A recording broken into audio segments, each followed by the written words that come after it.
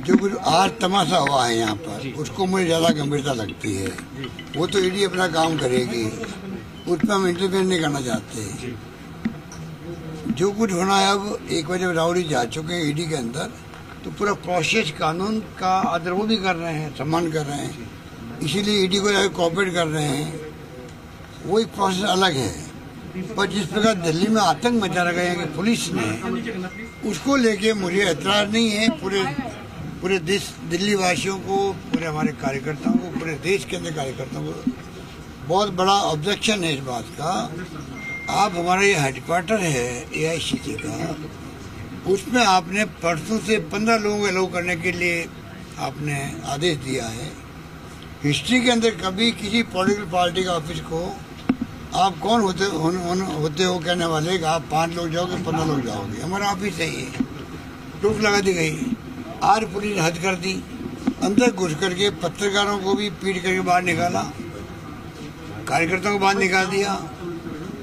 आज अगर ये चुनाव जीत गए, 2 चुनाव जीत गए हैं, और जिस घमंड और अहम में चल रही सरकार, मैं बार बार बोल रहा हूँ, पूरे देश के अंदर लोग चिंतित हैं कि होगा क्या लोकतंत्र का।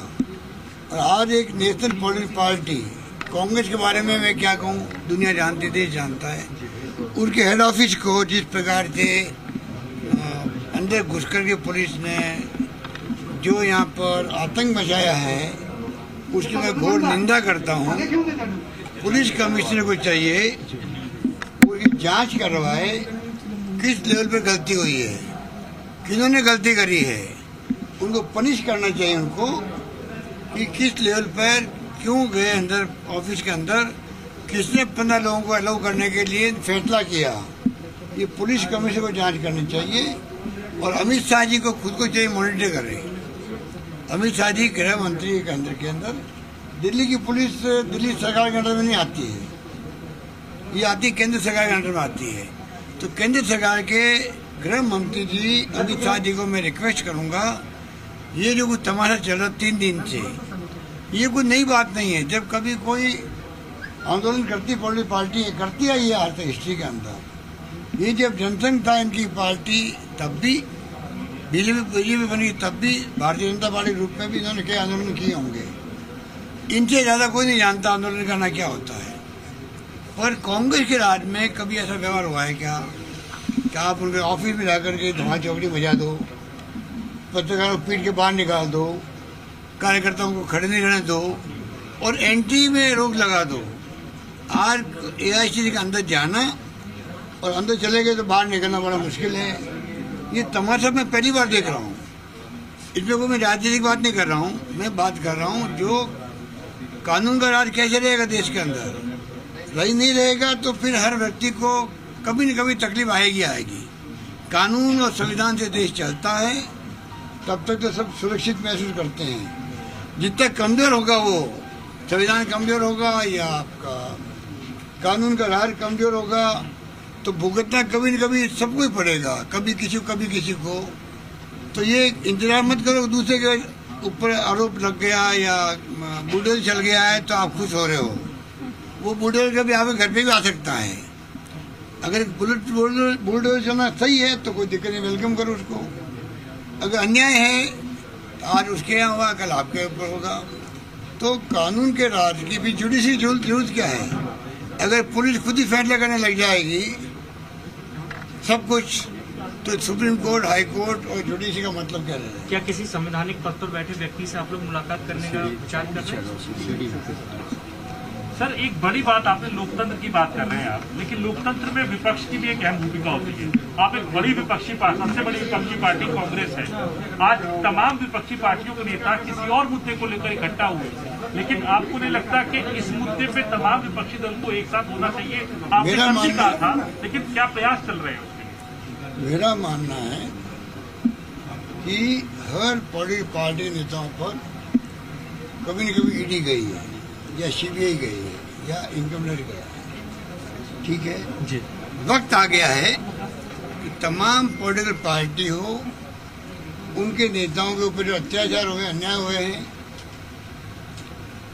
उन सबको बात करनी चाहिए आपस के अंदर, सामूहिक रूप से विरोध प्रकट करना चाहिए। बल्कि मैं ये कहना चाहूँगा प्रधानमंत्री तक और गृह मंत्री तक बात पहुँचानी चाहिए। वित्त मंत्री के अंडर में आनी चाहिए जो संस्थाएं इनकम टैक्स है, उन तक बात पहुँचनी चाहिए। उन तक बात पहुँची हुई है। मुझे दुख इस बात का होता है, सारी बातें उन तक पहुँची हुई है, उसके बाद में भी उन लोगों की तरफ से कोई इंस्ट्रक्शन नहीं लगते मुझे, इसीलिए इनकी हिम्मत बढ़ रही है। या फिर उनकी तरफ से दबाव पड़ा खुद की तरफ से, चाहे वो गृह मंत्रालय हो, चाहे वो पीएमओ हो, और चाहे वो आपका फाइनेंस मिनिस्ट्री हो, उनका दबाव होगा। या तो उसके डर के मारे ये जो ब्यूरोक्रेट हैं, ये डर के मारे दबाव में काम कर रहे हैं। इनकी भी अंतरात्मा होगी, इनके घर वालों की अंतरात्मा भी होगी, इनके मिलने वाले इनको कहते होंगे, वो तो वो जाने, उनका धर्म जाने, कर्म जाने और भगवान जाने।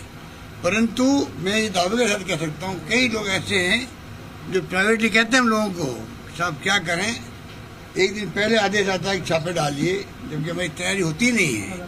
तैयारी करनी पड़ती छापे डालने पहले, उसकी कोई परवाह नहीं कर रहा है। तो मैं बार बार क्या बोलूँ बातों को जी। स्थिति बहुत गंभीर बनती जा रही है। कांग्रेस हाई कमांड का ऑफिस हमारा ये है, इसकी अपनी एक सेंटिटी है। आज बीजेपी दफ्तर में जाके कोई धावा बोल दे कोई किसी राज्य के अंदर, जहाँ सरकार हमारी है, नॉन बीजेपी की है, क्या वहाँ पर वो सरकार है, वहाँ के बीजेपी दफ्तर पे जाकर के ये आदेश जारी करे कि सिर्फ 10 लोग अंदर जाएंगे, घेराबंदी कर ले उस ऑफिस की, या पुलिस उनके ऑफिस में घुस करके मारपीट करके पत्रकारों को भगा दे, कार्यकर्ता बैठे उनको भगा दे, तो क्या उसको इनका क्या महसूस होगा?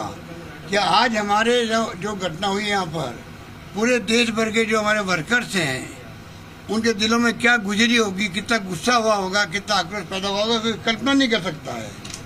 तो मैं अमित शाह जी से, प्रधानमंत्री से पूछना चाहूँगा, जेपी नड्डा से पूछना चाहूँगा, क्या आपने जो आज उदाहरण पेश किया है, आप इसकी जांच करवाओ, मालूम करो किस लेवल पे गलती हुई है, पब्लिक को बताओ कि ये गलती हुई है, हमने जांच कर रही है और हमने सजा दी है, जो दोषी है उसको सजा मिलनी चाहिए, तब तो ठीक है। वरना हम समझेंगे आपकी खुद की मिली भगत है, इसलिए आप बोल नहीं रहे हो, जांच नहीं करवा रहे हो, ये हम समझेंगे। और क्या आप अपने ऑफिसेज के, राज्यों में जो ऑफिस है, उसके लिए क्या आप छूट देते हो सरकारों को, जिस पार्टी की सरकार उसको, तो बढ़िया जो वो करे वहाँ पे जाकर करे? ये मैं पूछना चाहता हूँ मोदी जी से भी, अमित शाह जी से। सर, 3 दिनों तक आपने सत्याग्रह किया सर, 3 दिनों तक आपने सत्याग्रह किया, 3 दिनों तक सत्याग्रह किया, हिरासत में दिल्ली पुलिस ने आप लोगों को लिया, दुर्व्यवहार किया, ये आपका कहना है। कल की आपकी क्या रणनीति होगी? परसों फिर एक बार ईडी ने राहुल गांधी को बुलाया, परसों क्या रणनीति? सुबह हम मिल रहे हैं आपस में यहाँ पर जी 10:30 पर जी, बैठ के बातचीत करेंगे, हमें आगे क्या करेंगे। Okay sir, thank you sir. चलो चलो। मुख्यमंत्री अशोक गहलोत को एआईसीसी दफ्तर से आप सुन रहे थे। उन्होंने पत्रकारों से बातचीत करते हुए साफ तौर पर कहा कि जो हो रहा है वो ठीक नहीं है, तमाम पार्टियों को एक साथ आना चाहिए और ये बुरा व्यवहार किया जा रहा है। कानून संविधान से देश चलता है और फिलहाल जो हालात बने हैं वो कानून संविधान साफ तौर पर दिखाई नहीं दे रहा। कई गंभीर आरोप थे और फिलहाल उन्होंने ये भी जाते जाते कहा कि अभी 10:30 बजे के आसपास मीटिंग है, मीटिंग में आगे क्या करना है ये रणनीति बनाई जाएगी। यानी आगे कुछ देर में कल को लेकर क्या कुछ प्लान है ये डिस्कस किया जाएगा। और खबर ये भी है कि राहुल गांधी फिलहाल अब शुक्रवार को पेश होंगे ईडी के सामने और पूछताछ का सिलसिला आगे भी चलता रहेगा।